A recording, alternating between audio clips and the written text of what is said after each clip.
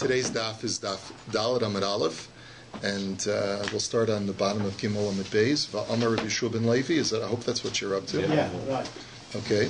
Va'amar Rabbi Yeshua ben Levi. Lod va'ono v'gei ha'chershim mukafos choma miyamos Yehoshua ben Nun havu. These are three cities that you should know were walled from the times of Yehoshua. These are three cities in Eretz Yisrael. These are cities that are in the territory of Binyamin, Rashi tells us, and they are mentioned in Scripture. So the Gemara now says, Vahani Yehoshua Banani? How can you tell me that these were cities that were around in the times of Yehoshua? Vaha Al Pa'el Banani. There's El Pa'al, I should say, is his name. That El Pa'al is mentioned in Divrei Hayamim as being one of the descendants of Binyamin. And he built these cities well after Yehoshua. Dichsiv, as it says, Uvnei El Pa'al Ever Umisham Vashemed Hu Banas Ono Ve'es Lodu V'nosea. That he and his family built Lod and Ono and all of its tributaries. So you see that this is built post Yehoshua, so why does it have a din of a walled city? The Gemara says, V'litai Mecha Asa Banani.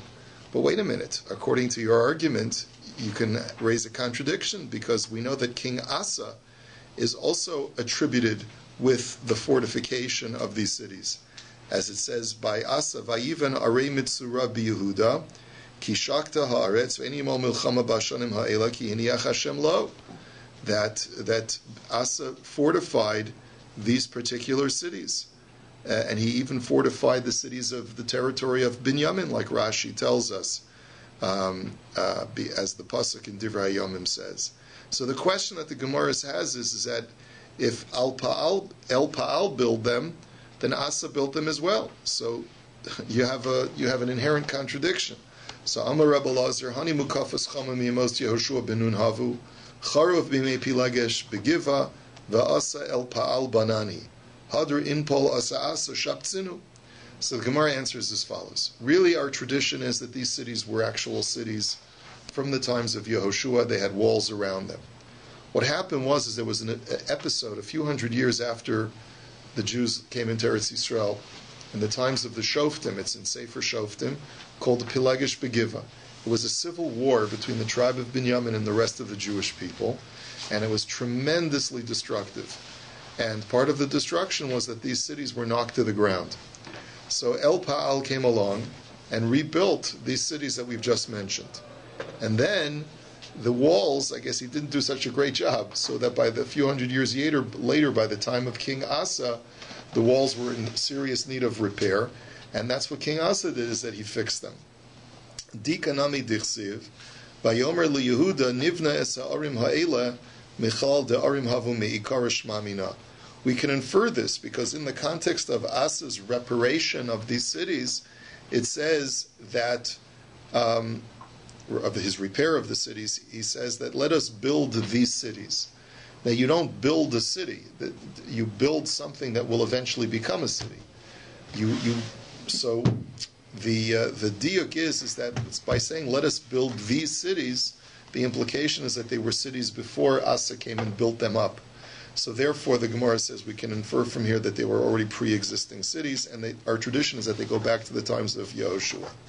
V'amar Rabbi Yeshua ben Levi, another statement made by Rabbi Yeshua ben Levi is Nashim Chayavos b'Merka Megillah, Sha'afein Hayu Ba'oso Hanes. The very famous statement that women are also obligated in the reading of the Megillah, because they too were an integral part of the miracle. Now, there's a difference of opinion as what those words mean, that they too were an integral part of the miracle. Rashi tells us that, could someone close the door, please? That Rashi tells us that it means that their lives were threatened just as much as men. The lives of men, women, and children were under threat. And so therefore, women have as much of an obligation to thank Hashem as men do. Tosfos brings down from the Rashbam, that is it from the Rashbam? I don't remember. Yeah, sorry, I don't remember. Tosfos to Pesachim. Yeah, Tosfos from the Rashbam, that they were the mainstay of the miracle because Esther was responsible for the bringing about of the miracle. So there's a lot of discussion here, which we won't have time for. Also, Tosfos discusses whether the women's obligation of reading the Megillah is the same as men's. Tosfos concludes that it's not, that a man has an obligation to read the Megillah, a woman has an obligation to hear the Megillah, and this has very important halachic ramifications, that a woman is not able to be motzi a man in the reading of the Megillah, but she can only be motzi other women. The question is, what if you have an option of having a man be motzi who has a higher level of obligation, or a woman to be motzi? Who should be motzi other women? Okay, so here you get into the whole shaila of women's Megillah readings, right? Okay, weiter. Va'amar Rabbi Yeshua ben Levi, Purim shechal lios b'Shabbos, shoalin v'dorshin b'inyano shel yom. When Purim falls out on Shabbos, it's important for the Rav to give a drasha about the halachas of Purim and also just other matters relating to Purim. So the Gemara says, "My yir Purim afilu yom tov nami." Why are you just picking on Purim? This is true by any Yom Tov. Tanya Moshe Tikein Lehem LiYisrael Shiu Sholin V'Dorshin B'inyano Shel Yom Hilchos Pesach B'Pesach Hilchos Atzeres B'Atzeres V'Hilchos Chag B'Chag. That this was an institution going back to Moshe Rabbeinu, that on all festivals you're supposed to discuss the halachas of the festivals, on Pesach and on Shavuos and on Sukkot. So the Gemara says, Purim Itztarichale Mahu Detema Nigzor Mishum Derabba Kamash Malon. I'll tell you why we're picking on Purim specifically, is because you might have thought, as we're going to see in just a moment, you're not allowed to read the Megillah on Purim, because of, you're not allowed to, we'll see with the reason why. So you might have thought that just like you're not allowed to read the Megillah on Purim, perhaps you're not allowed to discuss the laws, because for whatever reason the rabbis had for forbidding us to read the Megillah would also apply to forbid us from discussing the laws of Purim as well. As we'll see, that at least one of the reasons is that you might end up carrying the Megillah. So maybe we should prohibit you from discussing the laws of Purim, lest you come to carry a Megillah as well. So Kamash Malan, know that it's limited only to the reading of the Megillah, but you have to discuss the laws. V'amr Rabbi Yeshua ben Levi, Chaim Adam likros es ha-Megillah b'layla u'lishanos b'yom. He also said that a person is obligated to recite the Megillah at night, and to lishanosa, which simply put means to repeat it during the day.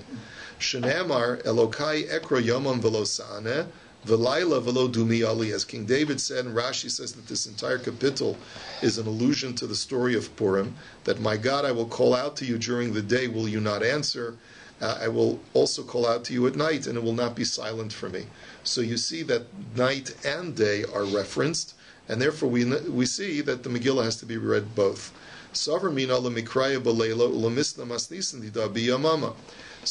Talmidim heard this statement of Rabbi Yeshua ben Levi, they mistakenly thought when he said the word ulishanosa that it meant to learn the Mishnayos of, because lishanos could either mean to repeat or to teach the Mishnaic teaching from the word Mishnah. So they thought that what he meant to say was you're supposed to read the Megillah at night and learn the Mishnayos of Hilchas Megillah during the day. So Amar Lahu Rabbi Yirmiyah Lididimi Farshalim in Eder Rabchia Bar Abba Kigon Darmi Inshi Ever Parsha Sadava Asnaye.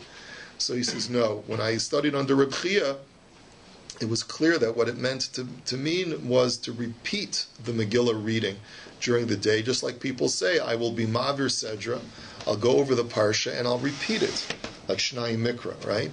So therefore the word Va'asnaye means to repeat, just so too does the word Lashanot mean to repeat. Itmar nami Amar Rabbi Chelba Amar Ula Bira'a Chayiv Adam Likros Es Amagila Balaylu Ulashanos B'Yom. He also says it, but he bases it on another pasuk of how we know you're supposed to read the Megillah both at night and at day. Shenamar, as it says in this capital, is the Mizmor Shir Chanukah Sabayis that we say every day in davening, and it's a capital Lamed. Lemani Zamercha Chavod Velo Yidom Hashem Elokai Leolam Adeka. So that your glory will sing and never be silent. Hashem, you are my God, and I will always thank you. So this too is an allusion to the Purim story, and since it says Lamani Zamercha Chavod Velo Yidom, that the glory will sing to you and will not be silent means to repeat it. Because why do you have to say will not be silent if you already talked about singing? So therefore it means to tell you that the glory will sing to you during the daytime and will not be silent at night. Okay. The next thing the Mishnah had said was Elisha Akforim Makdimin Liyom HaKnisa. The Mishnah had told us that if you live in a village, we tell you to read the Megillah early. You can read it either on 11, 12, or 13. Even though those are not days of Purim, you read the Megillah earlier, in order to do it. The Gemara will explain why. Amar Rabbi Chanina, Chachamim hekilu ala kforim lios makdimin liyom haknisa, k'dei sheyasafku ma'im umazon lachem shebekrachim. Now, it turns out, when you read the Megillah early, because you're a villager, it's because you're going into the big city on the big shuk days, on the days where there's a lot of market activity. And so, according to this first opinion, Rabbi Chanina says that the reason why we tell the village people to do that is so that they can accommodate the people of the big city. We want them to be free to provide food for the people in the big city. So therefore we tell them, listen, you're going to need to be the waiters and waitresses and the vendors and the merchants and the providers, service providers and goods providers for all the people in the big cities on Purim. We want you to take care of all of your Purim requirements before Purim comes, so that you'll be available to take care of the needs of the masses on Purim Day itself. So you guys go ahead and listen to the Megillah a little bit earlier. When you come into the big city to buy the goods that you're going to be providing for the city folk, make sure that you go to one of the big shuls and they'll read the Megillah for you there. How about the other mitzvahs like that? We'll see. But anyway, the point is that Rabbi Chanina says that this is an accommodation not for the villagers, but it's an accommodation for the city folk. So the Gemara now says, Lememra de takanta de krachin havi. You mean to tell me this is an accommodation for the city guys? The Hatznan. But what about the Mishnah that said? What our Mishnah says, Chalios b'sheni kfarim vayoros gedolos korin bo bayom. The Mishnah has said that if Purim, actually the 14th of Adar, falls out on Monday, so then the villagers read it on Monday, on the 14th. They don't have to go back and read it earlier. V'imisa liktamu liyom hakanisa. And if, according to what your argument is that this is an accommodation for the city people, what difference does it make if Purim falls out on Monday? They should read it earlier so that they'll be free to take care of the needs of the city people. So the Gemara says, Havulahu asara v'asar lo takina rabbanan. Now that's not a kasha, because the Chachamim only made a takana for 11, 12, and 13 of Adar. To go back from Monday, go back to the previous Thursday would put you back at the 10th of Adar, and that the Chachamim were not prepared to go all the way back for. But wait a minute, that's not going to fully answer the question, because Tashma Chalios v'chamishi kfarim vayaros gedolos korin bo bayom. That the Mishnah had said that if Purim falls out on Thursday, if the 14th of Adar falls out on Thursday, so then the village people read the Megillah on the 14th. But if you need them free to accommodate the city people, they should read it on the previous Monday. And v'misa liktem l'yom haknisa dechadasar who. But there's no problem to go back to the previous Monday. That's the 11th of Adar. So what's the problem?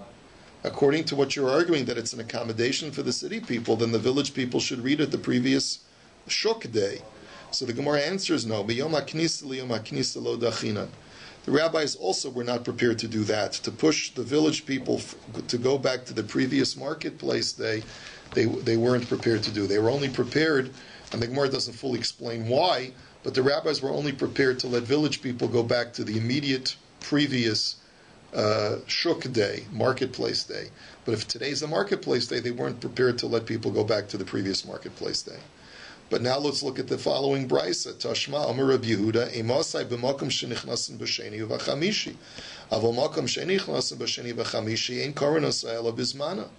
Rabbi Yehuda says that the only time that this accommodation for the villagers works is only when there are large gatherings on Mondays and Thursdays for the bazaar in the large town, in the large city.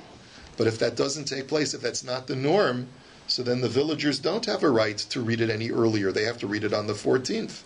V'isal gadaitach takanta dekrachin hi mishum dei nichnasim b'sheni v'chamishi mafsidu l'krachin? Question mark. So the Gemara says, if this whole thing is an accommodation for the city people, so then what difference does it make whether the villagers have a large marketplace to go to or not?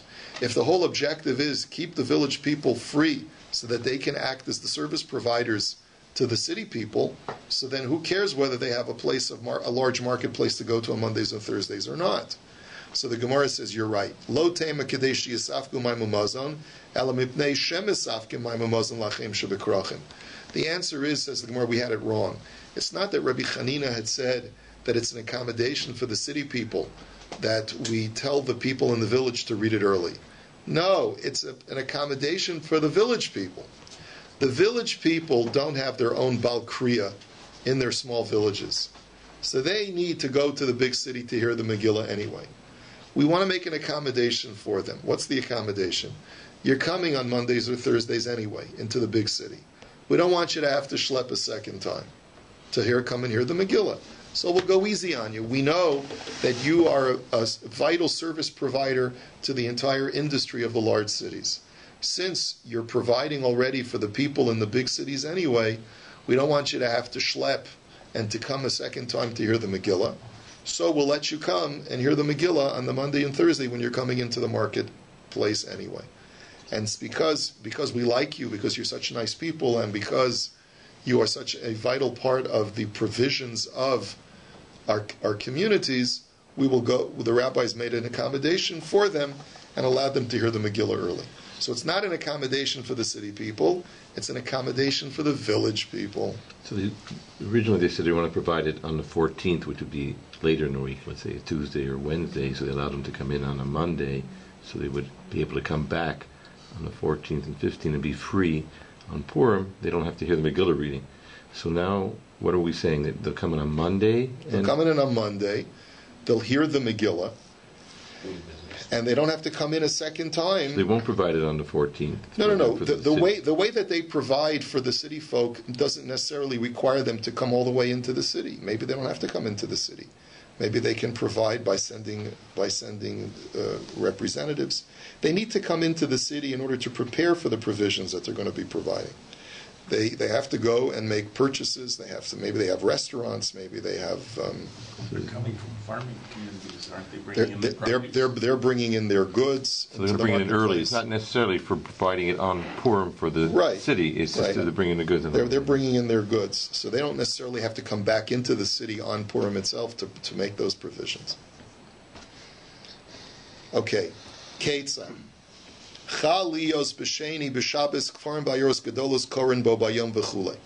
next little shtickle of Gemara is going to be talking about the choice of language that the Mishnah uses. If you notice, the Mishnah started by saying that you can read the Megillah on 11, 12, 13, 14, or 15 of Adar, not before and not after those dates. And then when the Mishnah went into discussion of how it works, it chose to no longer talk about calendar dates per month, but rather talked about weekdays. If Purim falls out on a Monday, if Purim falls out on a Tuesday, if Purim falls out on a Wednesday. So the Gemara is just going to ask from a procedural protocol point of view, why does the Mishnah start talking about days of the month, 11, 12, 13, 14, 15, and then transition into a discussion of the days of the week? Really, the subject in both the beginning and the end of the Mishnah should have been the days of the month. So the Gemara says, "Ma'ishna reisha denokat sidur diyarcha, u'ma'ishna seifa denokat sidur diyome." Why did the Mishnah switch midstream? The Gemara answers, "Aida de mishapchi leinokat sidur diyome." The answer is very simple. The Mishnah is committed to writing the halachas in such a way that they will be most memorizable, that you'll be able to remember them as best as possible. So, if we had listed the days of the month, we would have, in order for them to work out according to the days of the week, we would have had to list the days of the month going backwards. Because if Purim falls out on a Monday, you read it on a Monday. If it falls out on a Tuesday, you read it on the 13th. If it falls out on a Wednesday, you read it on the 12th. Right? So you're going backwards in the days of the calendar.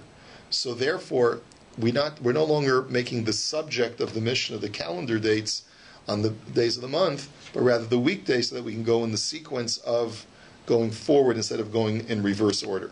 Bottom line is that the Gemara's answer is the Mishnah chose as its subject those things which would allow me to memorize the halacha in the most simple fashion. Next, Chal lios be'erev Shabbos v'chulei. So then the Mishnah had said that if Purim falls out on a Friday, what's the protocol? The protocol is that both city people and people in walled cities read the Megillah on the 14th, which is Friday, and only the villagers read it on the 13th, which is the Yom HaKnisa, which is the marketplace day. The Gemara now says, Masnisin Mani, I Rebbe Yossi. So who is the author of our Mishnah? It could either be Rebbe Yehuda Hanasi, Rebbe, or it could be Rebbe Yossi. What do we mean? It means that the Mishnah, we know, does not go according to everyone, as we're going to see in just a minute.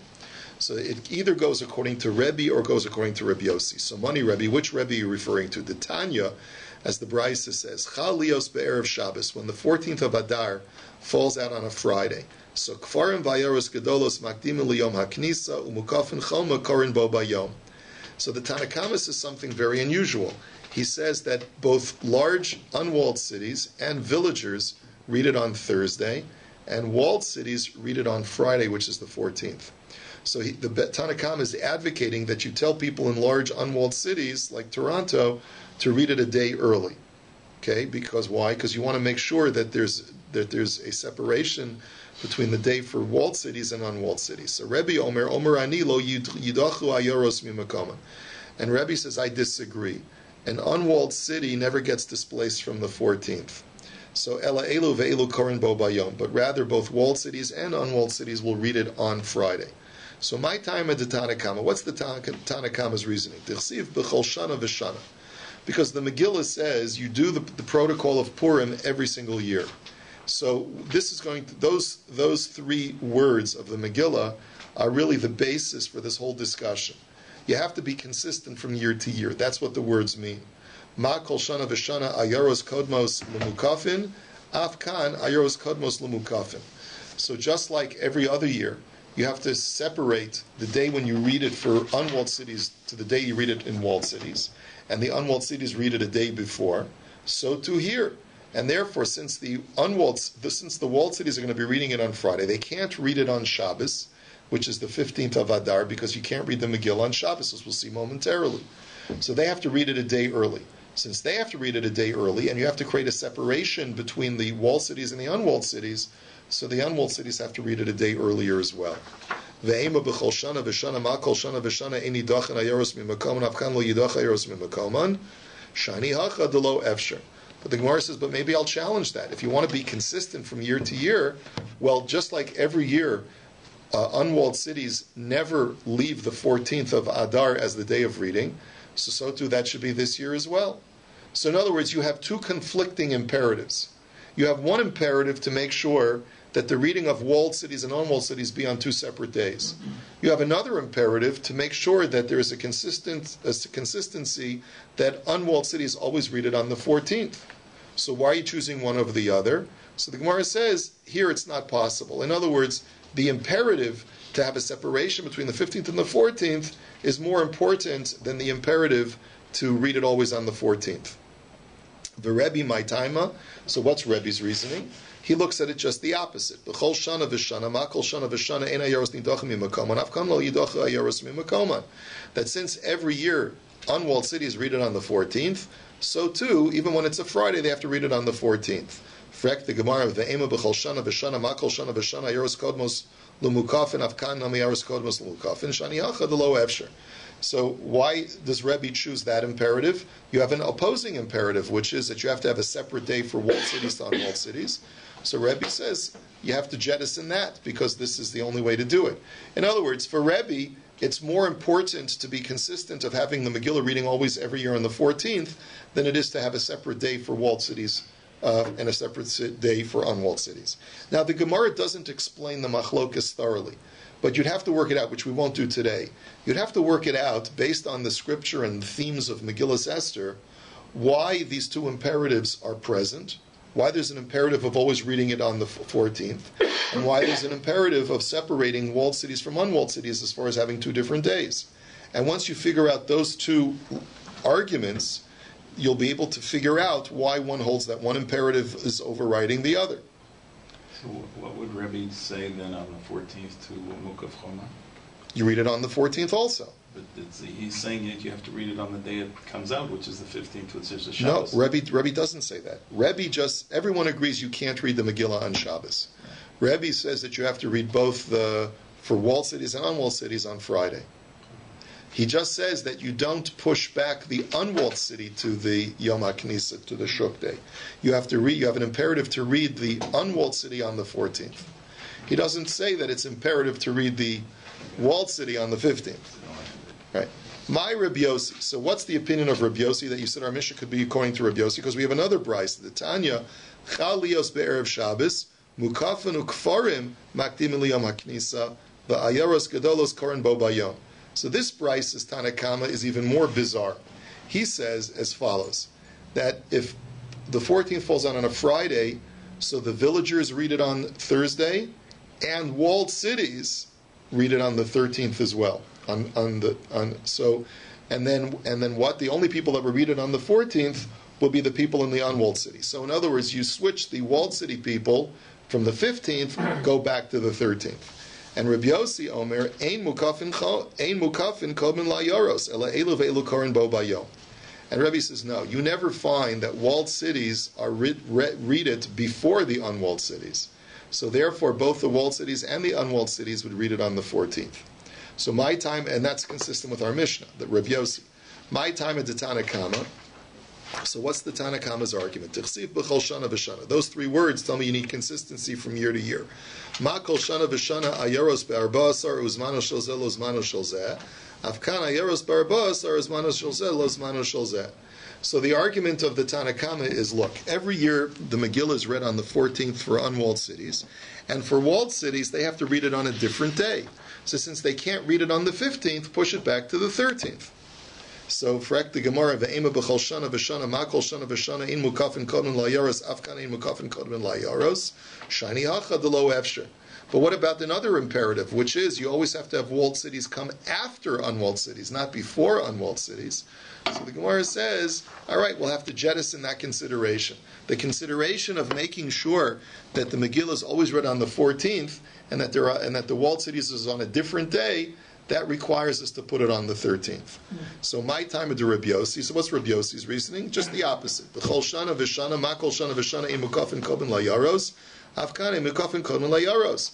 Just like in every year you need consistency, you can never have walled cities read it before the unwalled city. So to here you can't have that. You can't push them off to the 13th. You can't have them read it on the 15th, so then they'll have to read it on the same day as the unwalled cities on the 14th. Ve'ema b'chol shana v'shana, ma kol shana v'shana, zmano shel zeh, lo zmano shel zeh, afkan zmano shel zeh, lo zmano shel zeh, shani hacha delo efsher. So the Gemara says, well, what about the other imperative, which you always have to make sure that the walled cities are on a different day from the unwalled cities? So Rabbi Yossi says you can't do it. You can't fulfill both imperatives. So my feeling is that the imperative that the walled city never come before the unwalled city is more important than making sure that they're read on two separate days. So now the Gemara says, okay, wait a minute. So we've said that according to Rebbe, if you live in a large unwalled city, you always have to read it on the 14th, and you never push it back to the Yom HaKnisa, to the marketplace day. Is that really so? V'sova Rebbe ayoros lo dochin li Yom HaKnisa v'hatanya. Would look at the following brayso. Look at the following Mishnah, or I think it's the Mishnah or the Brayso. Chal lios b'Shabbos, kfar makdim liyom haknisa, va'ayaros gedolos karan be'erev Shabbos, u'mukafas chamol machar.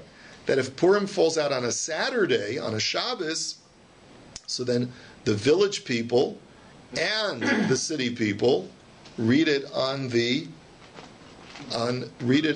Thursday, read it on the marketplace day, and large cities read it. I'm sorry. Villages go back to Thursday.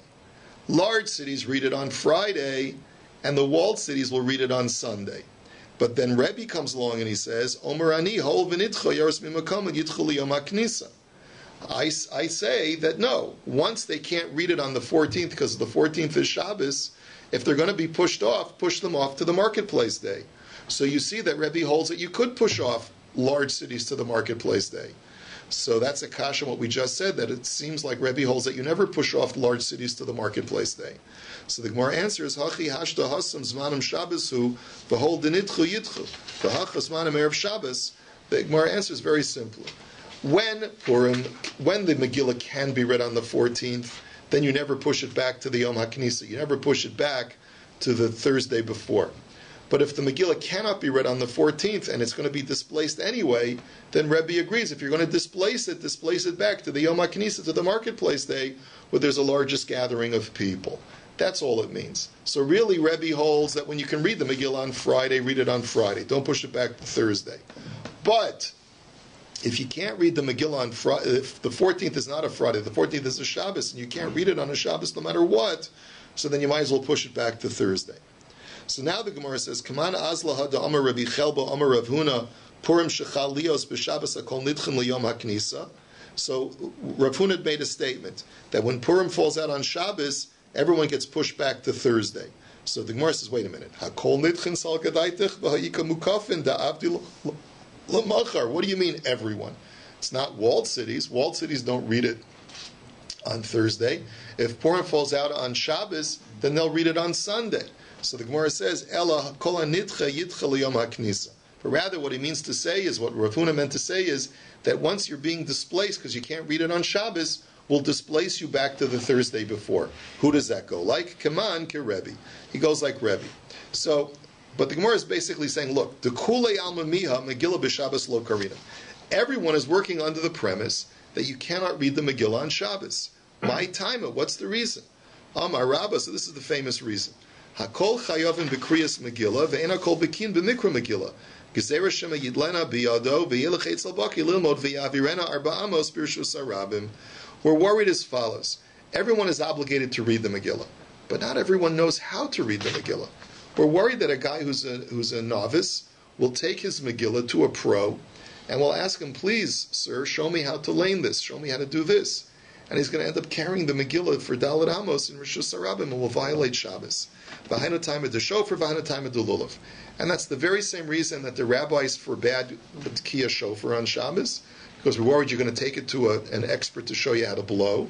And it's also the reason why we told you can't take lulav and esrog on Shabbos, because we're worried you're going to ask someone to show you. They didn't have the art scroll sitter back then. You're going to take someone to show you how to do the na'anuim, how to shake the lulav properly in all 6 directions, right? Rav Yosef Omar, mipnei she'einein shalaniyim nesuas b'mikra Megillah. He gives a totally different reason. He says, you know why you can't read the Megillah on Shabbos? Because the poor, there's a mitzvah of matanos levyonim, as we know. The poor always hang around the communities when they hear the Megillah being read, because they know that's when it's time for matanos levyonim. And if you read the Megillah on Shabbos, what's going to happen to the poor aniyim? What's going to happen to... They'll get stiffed, because you're not going to have money with you. So therefore, the rabbis didn't want that to happen. They wanted to make sure that the aniyim would get provided for amply, so they said never read the Megillah on Shabbos. Tanya Nami Hachi, we have a brayso to support this. Afal pish amru kfar makdim l'yom haknisa, govin bo bayom u'mechalkin bo bayom. That they said even though the villagers read it on the marketplace day earlier than actual Purim, we should collect money for the poor from Matanos Levyonim on that self-same marketplace day when they're reading the Megillah. So the language is off. Afal pish amru adarabba mishum da amruhu. So the Gemara says, what do you mean even though? You should really be saying it's because they're reading the Megillah earlier on the marketplace days. Those are the days when we collect tzedakah for them. So the Gemara says, Ella hol va'amru shekfar makdim liyom haknisa goven bo bayom u'mechalkin bo bayom mipnei shaneim shalaniyim nesuas b'mirka Megillah. But rather, you're right. The language was off. That we meant to say like this, that because the village people are going to be reading the Megillah on Monday and Thursday, those are the days when we should collect tzedakah for the poor, because when the poor hear the reading of the Megillah, that's when they're hanging around in order to collect matanos levyonim. Aval simcha ena nidches ena noheges rather ela bismana. But when it comes to the mitzvah of Sudas Purim, of rejoicing on Purim, so then the village people have to rejoice on Purim day itself. In other words, they don't, even though they're reading the Megillah on the 11th, 12th, or 13th, they still have to rejoice on the 14th of Purim, and you can uncouple the 2 mitzvahs. You have the reading of the Megillah on one day, and you have the rejoicing in the Sudas Purim on the other day.